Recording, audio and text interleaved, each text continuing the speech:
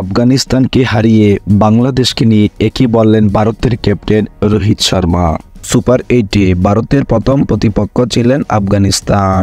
আর এই ম্যাচটিতে 47 রানের বড় ব্যবধানে ভারত জয়লাভ করে আফগানিস্তানের বিপক্ষে ভারতের জয়লাভের পর ভারত দলের ক্যাপ্টেন বাংলাদেশকে নিয়ে একই বললেন।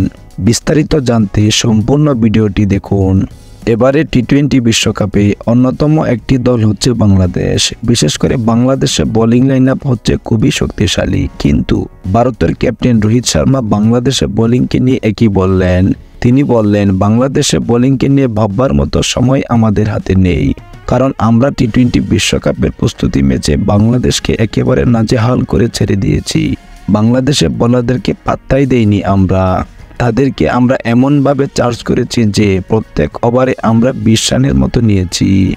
সুপ্রিয় দর্শক, রোহিত শর্মা বাংলাদেশকে নিয়ে যে কথাটি বলেছেন, আসলে কি বাংলাদেশের বোলিংদের পাত্তাই দিবে না ভারত দলের ব্যাটাররা? তা অবশ্যই কমেন্ট বক্সে জানিয়ে যাবেন।